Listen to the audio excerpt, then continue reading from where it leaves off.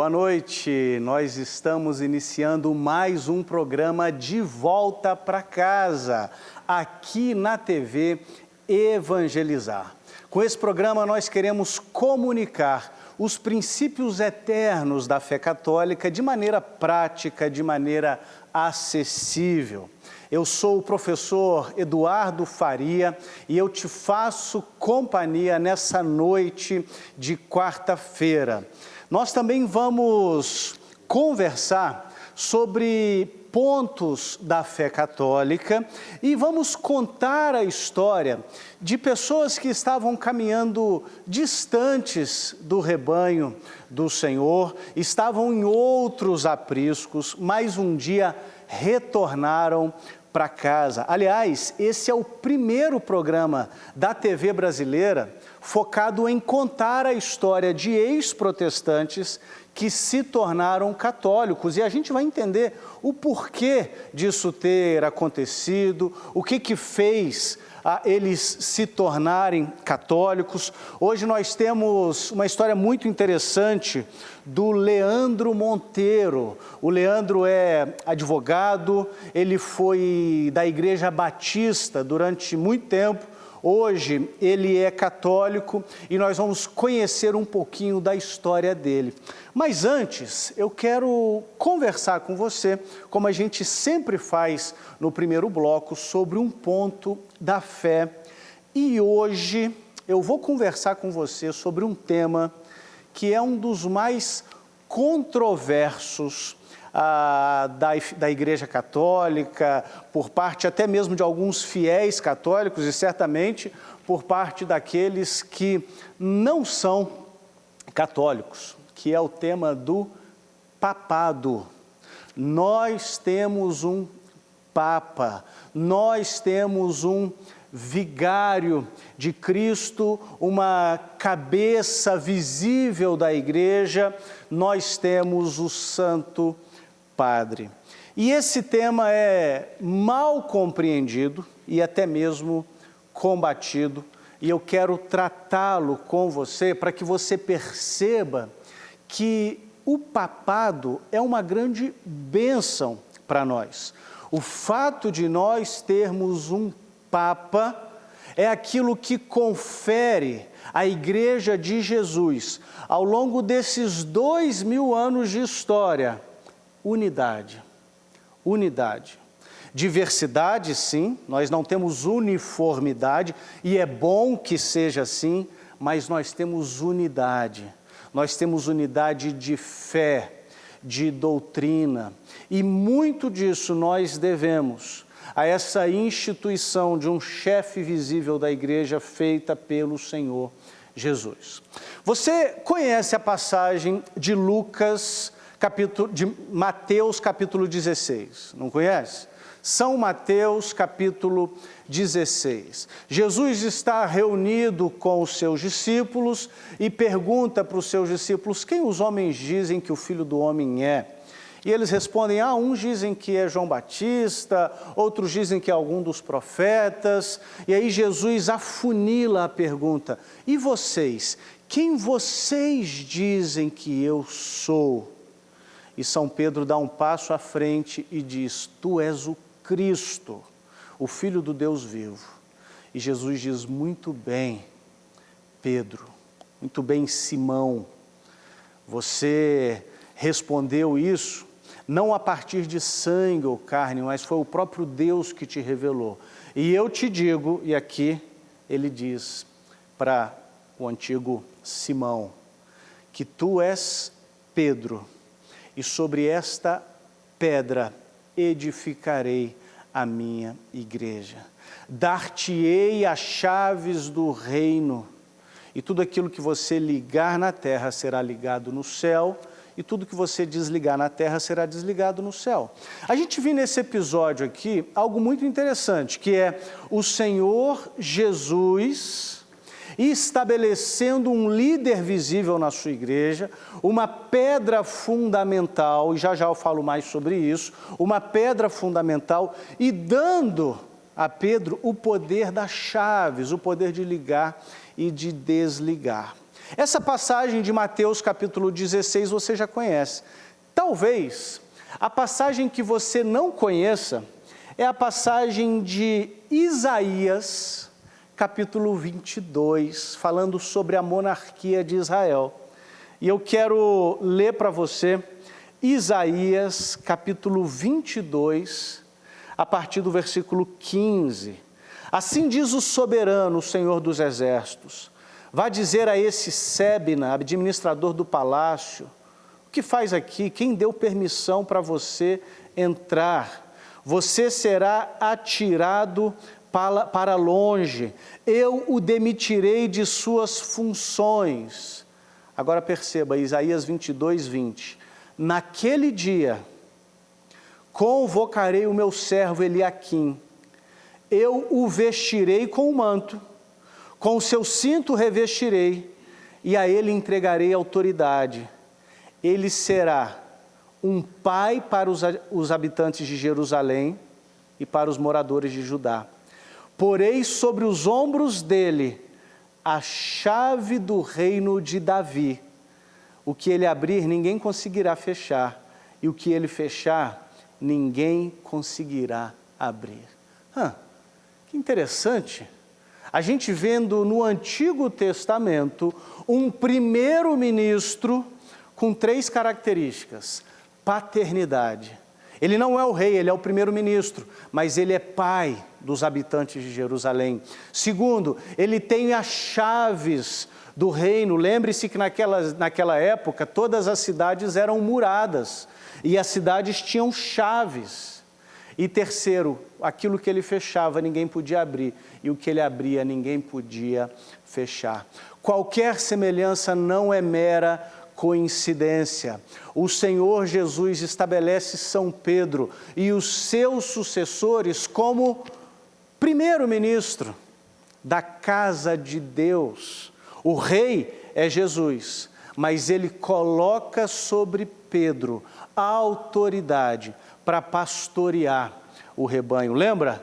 Pedro, tu me amas? Apacenta as minhas ovelhas. Pedro, tu me amas? Apacenta as minhas ovelhas. Pedro, tu me amas? Apacenta as minhas ovelhas. Nós vemos com muita clareza em todo o Novo Testamento que São Pedro tinha proeminência sobre os apóstolos. Em toda a lista apostólica, São Pedro é o primeiro. Nós vemos no Concílio de Jerusalém, capítulo 15 do livro de Atos, São Pedro assumindo a liderança. E nós vemos também que a sucessão apostólica é algo muito bem estabelecido, tanto pela história quanto pelas Escrituras. Agora, você me pergunta, Eduardo, a pedra fundamental é Cristo ou é Pedro? Deixa eu explicar uma coisa para vocês. Em Mateus 16, nós lemos que é Pedro. Em 1 Coríntios capítulo 3, nós lemos que é Cristo. Em Efésios, nós lemos que são os apóstolos. A Bíblia está em contradição? Não. O nosso problema é que a gente tende a ser exclusivista. É lógico que o fundamento da igreja é o Senhor Jesus Cristo. E Pedro? Pedro é pedra por participação em Cristo. E os apóstolos? Os apóstolos são o fundamento da igreja, como aqueles que receberam de Jesus autoridade para tal. Uma coisa não exclui a outra. E ao longo de toda a história da igreja, nós vemos desde o século II, século III, século IV, bem antes de Constantino, você já deve ter ouvido essa história de que foi Constantino que inventou o papado, bem antes de Constantino, sempre que havia uma controvérsia, todos os patriarcados católicos recorriam a quem? A Roma. E como que Santo Inácio de Antioquia, escrevendo aos romanos, se dirige? A igreja que preside em amor. A Sé de Roma, onde é a cadeira episcopal de São Pedro e de seus sucessores. É a Sé, é a igreja, é a diocese, por assim dizer, que preside todas as demais em amor. Lembre-se disso. O Papa foi instituído por Cristo para o meu e para o seu bem. O Papa, como nós lemos lá em Isaías, tem a função de ser pai dos habitantes de Jerusalém, ou pai dos membros da Santa Igreja, tem a função de carregar o poder das chaves, e aquilo que ele fecha, ninguém abre, aquilo que ele abre, ninguém fecha. E isso é para o nosso bem, é para a unidade da igreja, é para a clareza doutrinária e dogmática, é para nos guiar nesta jornada. Não saia daí, no próximo bloco estarei de volta com a presença do Leandro Monteiro. Ele vai contar para nós a sua história de conversão à Santa Igreja. Até logo!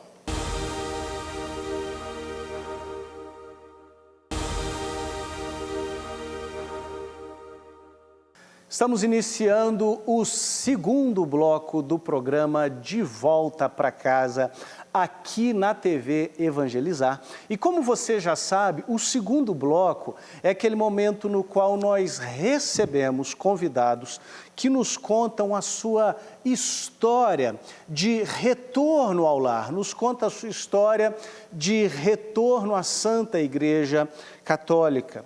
E hoje, nessa noite de quarta-feira, nós vamos conversar com o Leandro Monteiro.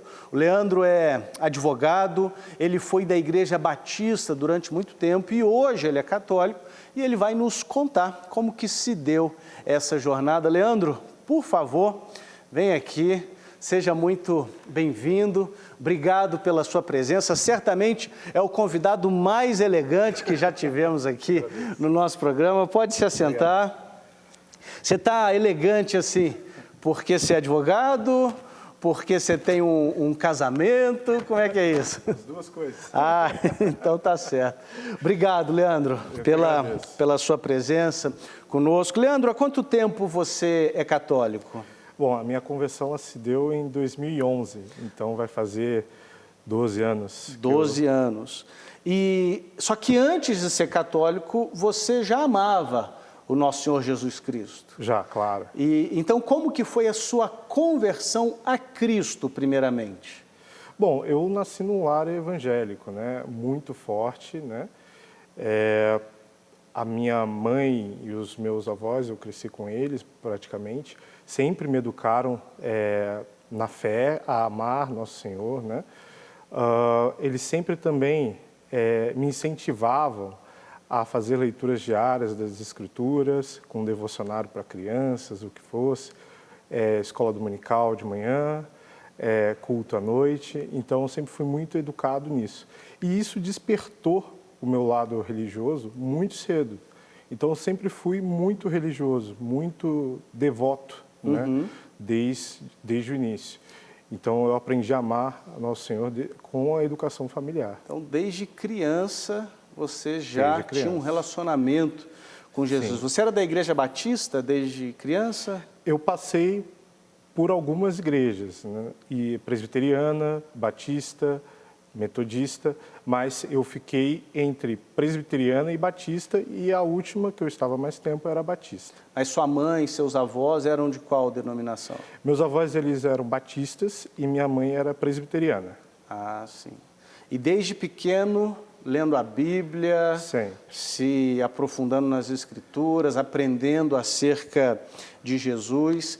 E ao longo desse processo, Lucas, o que você pensava da Igreja Católica? O que te foi ensinado acerca da Igreja Católica? Bom, a princípio eu nunca tive curiosidade sobre a Igreja Católica. Eu acho que essa é a realidade da maioria dos evangélicos que nascem. Eles simplesmente nascem no meio em que estão e vivem aquela cultura. E o pouco que eu ouvia falar sobre a Igreja Católica era aquelas coisas que a gente já conhece, que tinha idolatria, que tinha falsas tradições. Tradições humanas. Tradições humanas, exatamente. Então, esses mainstreams a respeito da Igreja Católica foi o que eu aprendi de primeira, né? E você tinha quantos anos quando você se tornou católico? Eu tinha 18 anos. 18 anos, ou seja, você cresceu na infância, adolescência, aprendendo a amar nosso Senhor Jesus, na igreja protestante. E o que abriu seus olhos para a fé católica? Bom, houve um fato significativo que aconteceu. Eu, quando tinha por volta dos meus 15 anos, eu entrei na UTFPR, que é uma escola técnica, uma universidade, mas que na época tinha ensino médio aqui em Curitiba. E nela eu lidei com um fato que eu nunca tinha lidado na vida, que era o fenômeno da descrença. Eu tinha muitos amigos que eles não criam em Deus, não criam naquilo que eu acreditava, e aquilo me assustou, porque eu nunca tinha visto a secularização em sua forma mais também militante, né? Então, isso tudo me despertou a aprender mais sobre a minha fé. Né? Entendi. Então, você entrou no ensino médio, numa escola técnica, viu o ateísmo real, palpável, e isso te fez estudar mais. Mas daí, para se abrir para a fé católica, o que aconteceu?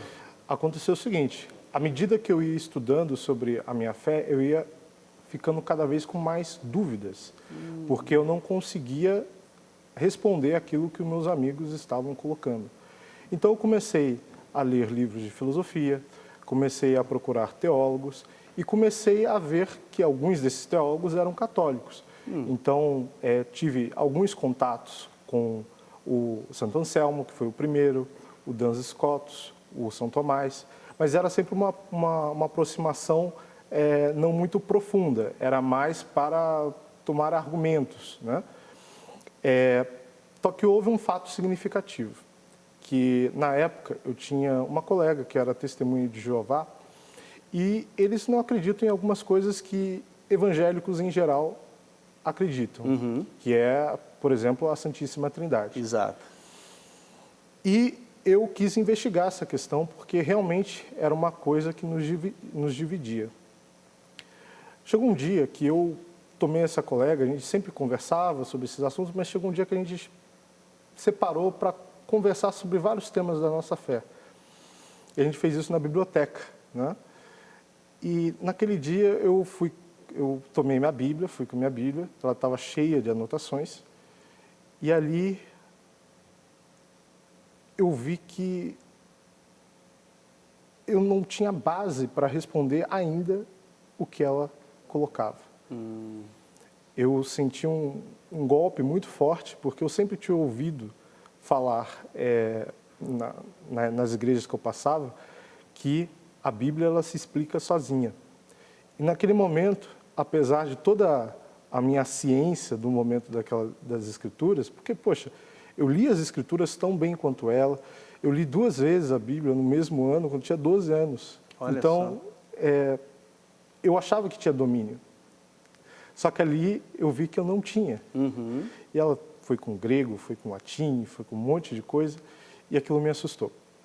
Então eu resolvi pensar novamente, pesquisar novas fontes, e numa dessas pesquisas eu estava olhando um site católico, pelo que parecia, e tinha uma seção que disponibilizava um livro que se chamava o Compêndio de Fé, o Compêndio de Teologia, na verdade, do São Tomás de Aquino.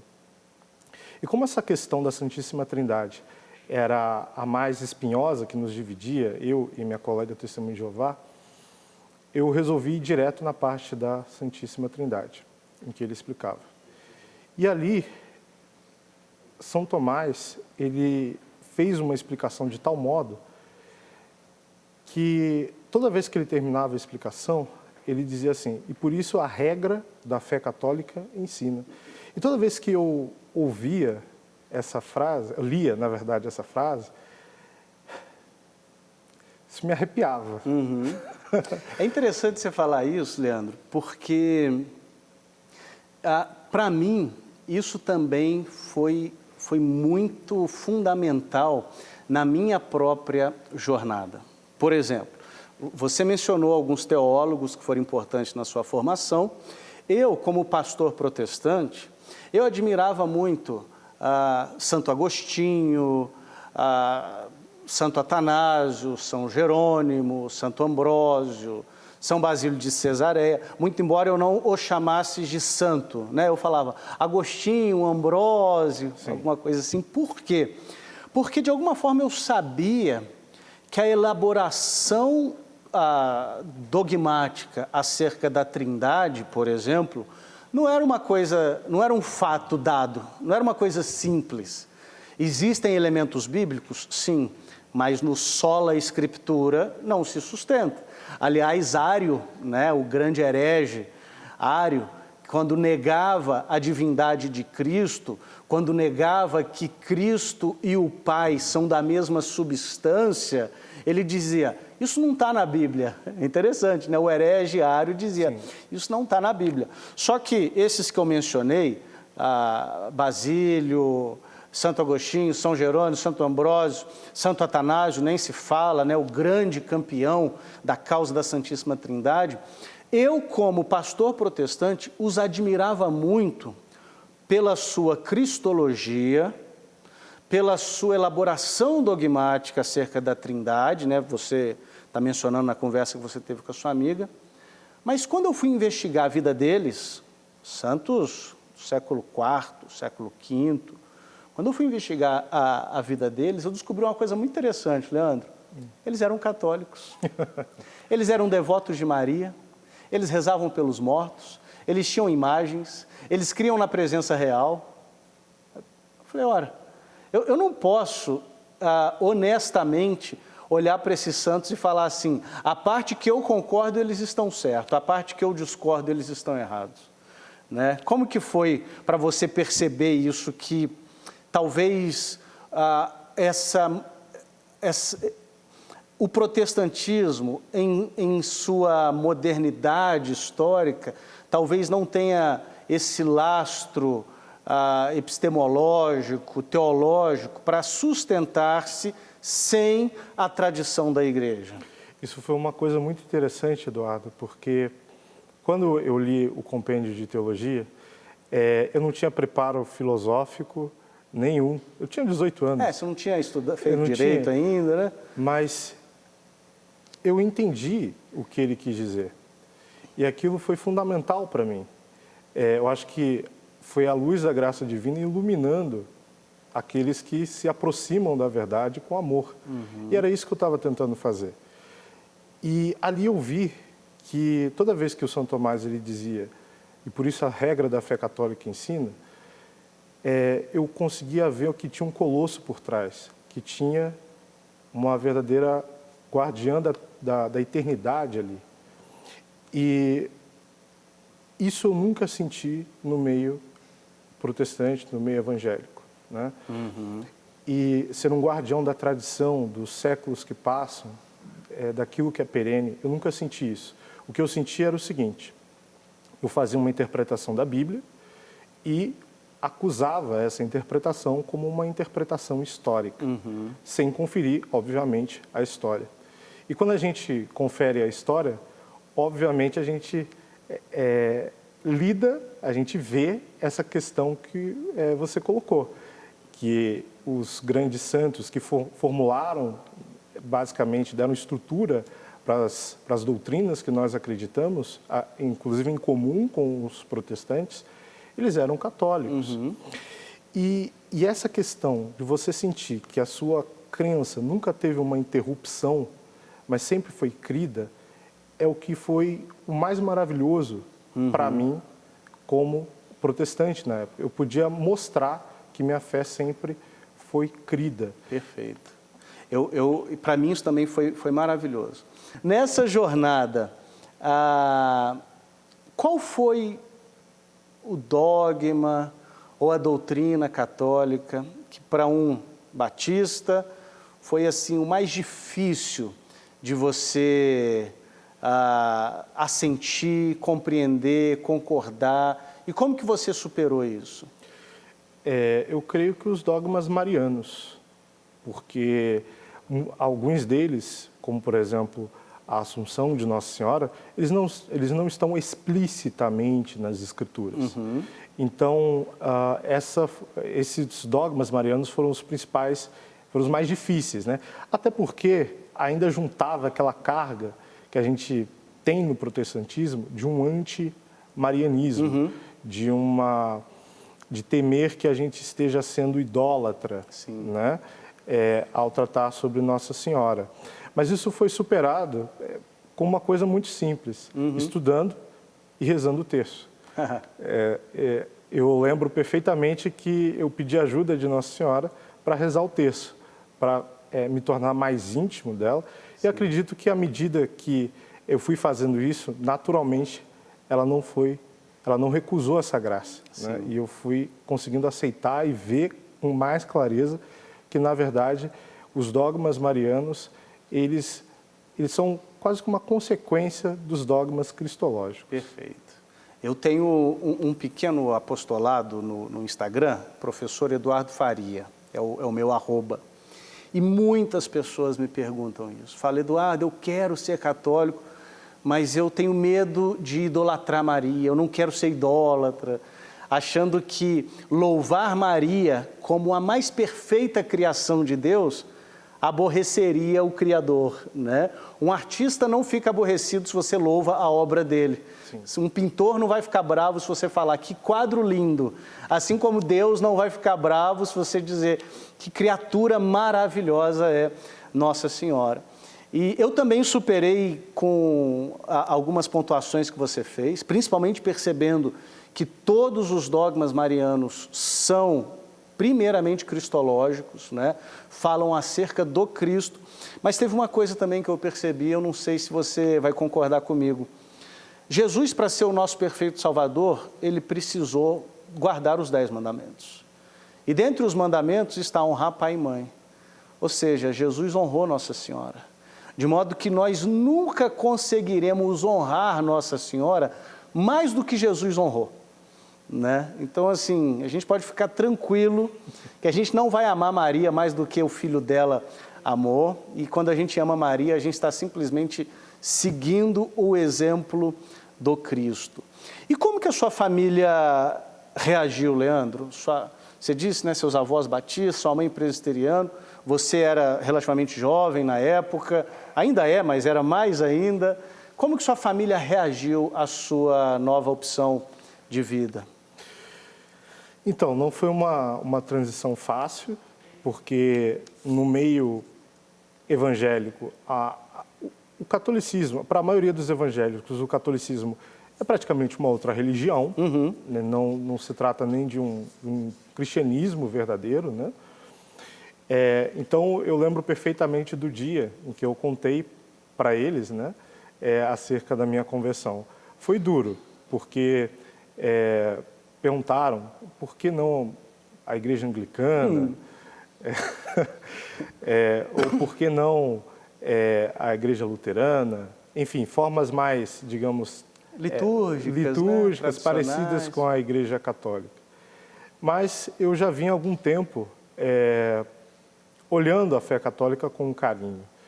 E eu já estava convicto que era para eu dar o primeiro passo. Deixa eu contar uma experiência. Na primeira missa que eu fui, eu ainda era evangélico, e eu fui com minha Bíblia, né? Aquela mesma Bíblia toda rabiscada que eu tinha conversado com a minha colega Testemunha de Jeová.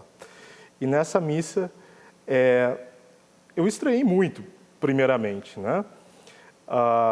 As pessoas, elas não tinham a Bíblia, a maioria não tinha a Bíblia, e, claro, a forma do culto era totalmente diferente, né? Os protestantes são muito mais, digamos assim, carismáticos, no sentido de espontaneidade. De espontaneidade, né? Exatamente, né? E eu lembro que eu saí um pouco chateado daquele dia, porque não foi a experiência melhor que eu tinha tido daquela missa, mas eu estava pensando o seguinte: eu estou procurando o quê? A verdade. Estou procurando a verdade sobre o catolicismo. Porque São Tomás, quando eu tinha lido o compêndio de teologia, ele me despertou uma curiosidade muito grande. E eu fui devorando o que eu via sobre catolicismo, vídeos sobre catolicismo, e eu já tinha chegado, quando eu fui na minha primeira missa, eu já tinha chegado à conclusão de que a maioria das coisas eram simplesmente males entendidos. Né? E nesse dia eu perdi minha Bíblia. Eu não sei onde ela foi parar, no dia da missa. Não que perder a Bíblia seja bom, mas foi muito simbólico, porque a minha vida mudou a partir dali. Eu ia acompanhar, claro, as Escrituras, mas junto com a igreja. Perfeito. Que simbolismo interessante. É, muito simbólico. Você perdeu o livro, mas encontrou a palavra. Exatamente. Que é lida pelo menos 3, 4 passagens em toda a missa, né? Lida com a fé da igreja e é proclamada há 2000 anos. Leandro, muito obrigado pela sua presença aqui conosco. Eu fico muito honrado você tirar esse tempo e contar a história sua, que tanto me edificou, tenho certeza que edificou e inspirou os nossos telespectadores também. Não vá embora, porque no próximo bloco nós vamos responder perguntas dos nossos telespectadores e eu conto com a sua ajuda nas respostas. Tudo bem. Tá bom? Vamos lá. E você também não saia daí, porque daqui a pouquinho voltaremos para o terceiro bloco do programa De Volta para Casa.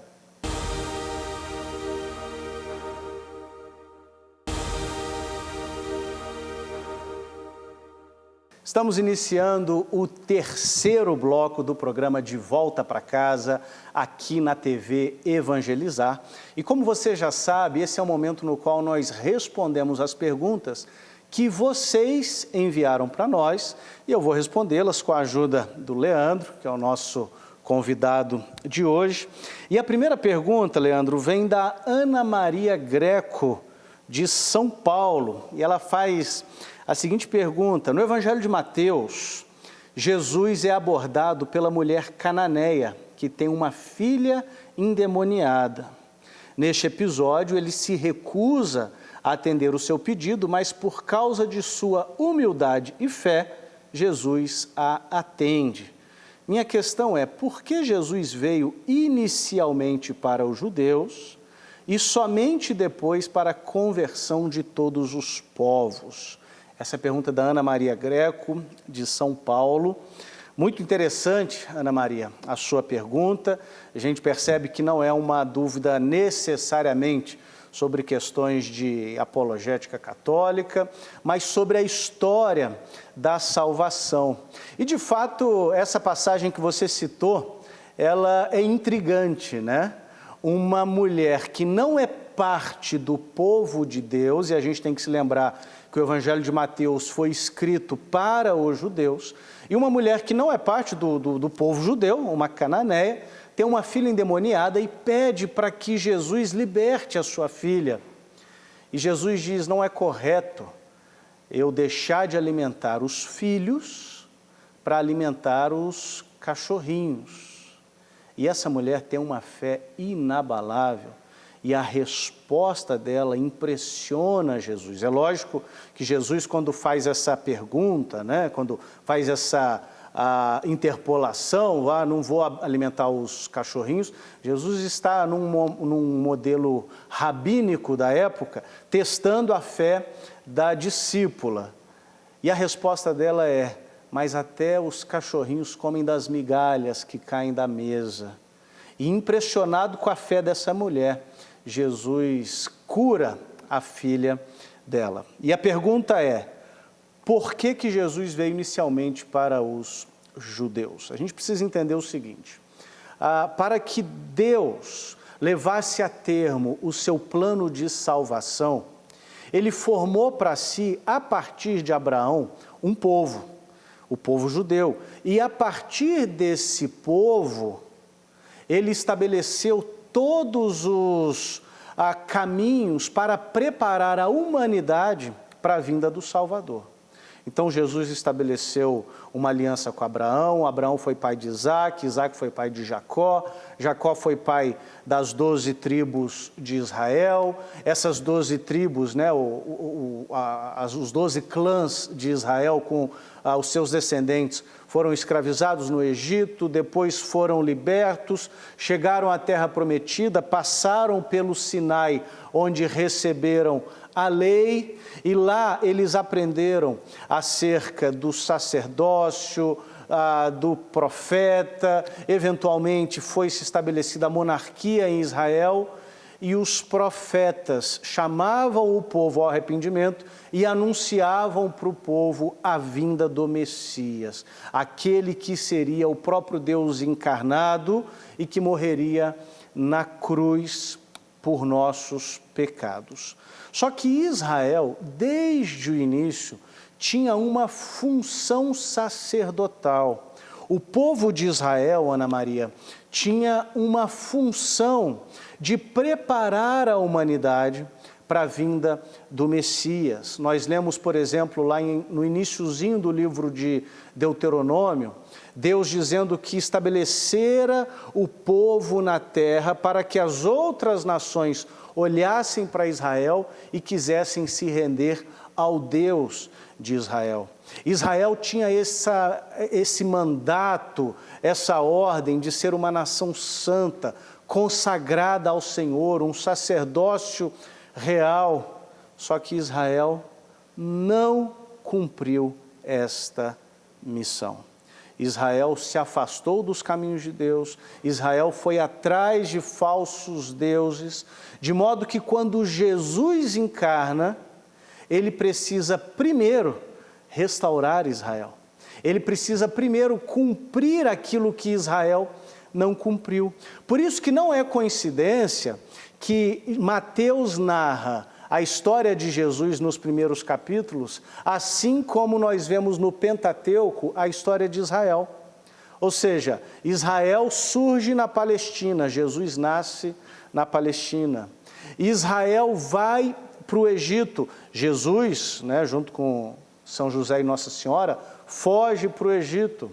Israel volta do Egito e passa pelo Mar Vermelho. Jesus volta do Egito e passa pelo Jordão.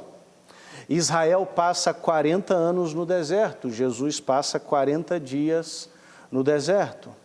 E Israel recebe a lei no Monte Sinai. E Jesus entrega a nova lei, ou não nova no sentido de ser outra, mas nova no sentido de ser renovada, no Sermão do Monte. De modo que Jesus é o novo Israel. Jesus restaura a Israel a sua missão e ao seu chamado em sua própria vida, e somente a partir daí ele envia os seus apóstolos, o Israel renovado, para cumprir a missão de Israel que a gente vê lá em Deuteronômio, a saber, contar para todas as nações que Jesus é o Cristo que quer reconciliar-nos com Deus. De modo que nessa passagem da mulher cananeia, a gente vê essa dobradiça histórica, essa virada histórica de Jesus dizendo: chegou a hora, eu cumpri o papel que Israel não cumprira, eu como novo Israel, e agora eu vou para as outras nações, e a gente vê que nas outras nações também há fé salvadora. Leandro, você gostaria de acrescentar alguma coisa a essa pergunta da Ana Maria Greco, que eu particularmente achei muito interessante? Ela é realmente muito boa, Eduardo. Eu diria o seguinte, que o amor de Deus ele é expansivo. Deus ele criou um mundo e ele fez toda a criação para compartilhar da sua bondade. Mas, apesar de ser expansivo o amor divino, ele é ordenado. Então, a história de Israel é a ordem para a salvação, é uma ordenação para a salvação. Porque Deus ele não faz nada sem uma providência, o que a gente diria de um planejamento, para que todas as coisas concorram bem para aqueles que o amam. Perfeito. E nesse caso, Israel foi um povo separado por Deus para levar a salvação aos povos. E Cristo, primeiro, ele precisava curar os seus. Essa é a primeira ordenação do amor. Primeiro, cuidar quem está mais próximo, o seu próximo. E depois a gente expande esse amor. Porque se a gente não cuida do que é nosso, do que está mais perto da gente, a gente não vai conseguir curar mais nada. Muitas pessoas, às vezes, se preocupam muito com problemas do mundo, mas não cuidam da própria vida, não cuidam da própria família, e é isso que Deus faz. Primeiro Ele cura os seus e depois o próximo. Excelente, muito obrigado, Leandro. A próxima pergunta, Leandro, vem de Parnamirim, Rio Grande do Norte, e vem da Marina da Rocha Silva. E a pergunta dela eu também recebo muito, pergunta direto e reto, apenas uma frase. A pergunta é: tomar anticoncepcional é pecado mortal? Essa é a pergunta da Marina. E aqui, Marina, você nos dá a oportunidade de explicar o que é pecado e explicar o que é pecado mortal. Pecado é errar o alvo, ou seja, Deus tem um propósito para a nossa vida. Deus tem um propósito criacional até para a nossa vida. Ele sabe o que é melhor para nós. E sendo um pai amoroso, Ele nos dá orientações de vida. De modo que pecado é quando a gente desobedece essas orientações e o próprio prejudicado somos nós mesmos. E pecado mortal? Pecado mortal é aquele pecado que mata a caridade dentro de nós. É uma possibilidade extrema da nossa liberdade e nos separa de Deus.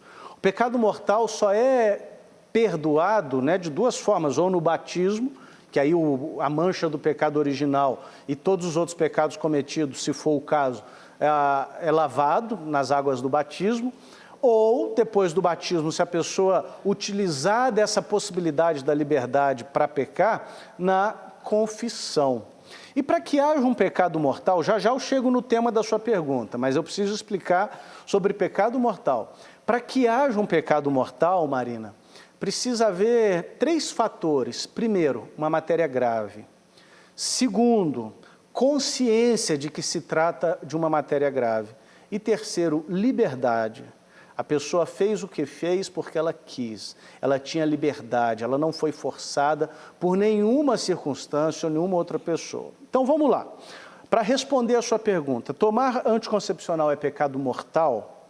Primeiro eu vou responder, tomar anticoncepcional é matéria grave? É pecado grave? Sim. Já eu vou explicar por quê. Sim.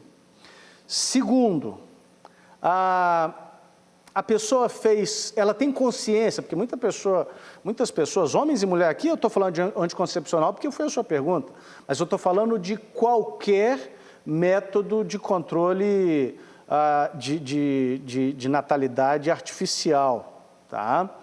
Então, a gente tem anticoncepcional, DIU, preservativo, qualquer outra coisa que não cumpra o propósito da intimidade conjugal.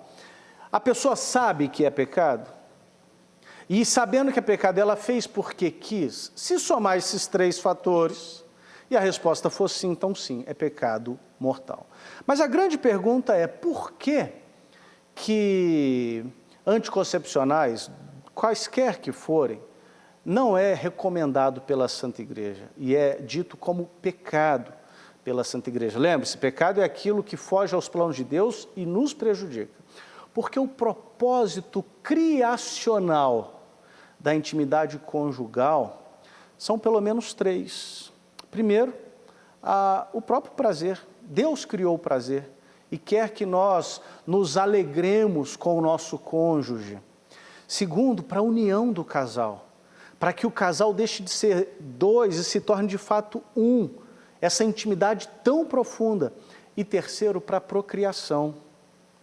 Anticoncepcionais são uma forma de dizer o seguinte: eu quero desfrutar do prazer, mas eu não quero arcar com as consequências que a responsabilidade da vida traz. Eu não quero cumprir o propósito criacional.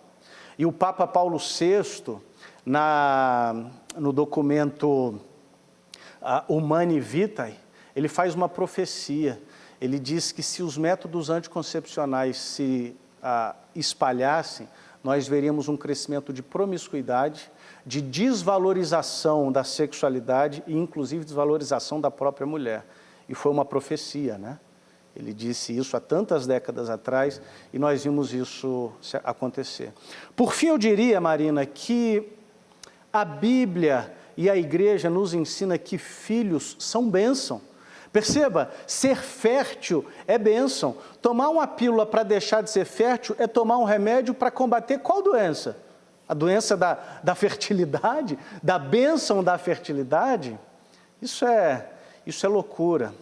Nós hoje queremos evitar filhos porque nós queremos o prazer sem a responsabilidade. E não só a responsabilidade, mas sem a bênção que é gerar filhos. Leandro, o que você diria para a Marina sobre essa questão?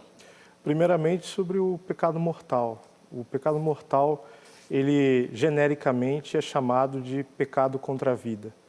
Pecado contra a vida material, essa do corpo, e também pecado contra a alma, né, contra Deus. E no caso específico da anticoncepção, nós vemos isso claramente. Você citou muito bem a encíclica do Papa Paulo VI, o Humanae Vitae, que traz essa profecia muito profunda. Porque o que acontece com os anticoncepcionais? Eles dissociam a finalidade da sexualidade. Propósito criacional de algo bom, né? A gente tem que lembrar, a sexualidade é algo bom. De algo bom para ficar só com prazer. Aqui eu gostaria de trazer uma lição que eu também li em São Tomás e também ele comentando Aristóteles, que ele diz assim, uma coisa muito importante sobre o prazer. O prazer, ele é um auxílio para tudo aquilo que é bom para a natureza humana. Uhum. Então, a sexualidade é boa, o sexo é bom para o ser humano, né? E por isso ele é prazeroso. Por isso comer é prazeroso. Mas, se eu dissesse para você, ou se você perguntasse para mim, Leandro, se eu comer tudo aquilo que eu quero, isso vai me fazer bem para a minha saúde? Obviamente não. E é interessante isso que você está falando, porque comer é bom, mas a desordem disso gera gula, que é pecado. Exatamente. Descansar é bom, mas a desordem disso gera a preguiça, que é pecado. O sexo é bom, a desordem disso leva à luxúria, à lascívia, que é pecado, né? E neste caso, Eduardo, a profecia de Paulo VI, a gente está fazendo essa correlação de contraceptivos e pecado mortal, ele gerou justamente a cultura da morte, né? O aborto e várias outras formas que a gente, infelizmente, vive na nossa sociedade. Perfeito. Leandro, muito obrigado pela ajuda nas respostas, excelentes insights e muito obrigado pela sua presença aqui conosco. Eu tenho certeza que a sua história inspirou e abençoou muito os nossos telespectadores. E eu quero agradecer a sua companhia nessa noite de quarta-feira. Muito obrigado. Semana que vem estaremos juntos novamente, quarta-feira, 8 horas da noite, aqui na TV Evangelizar. Convido você a conhecer mais o meu trabalho no site eduardofaria.com.br e me seguir também no Instagram, @professoreduardofaria. Tchau, tchau e até semana que vem.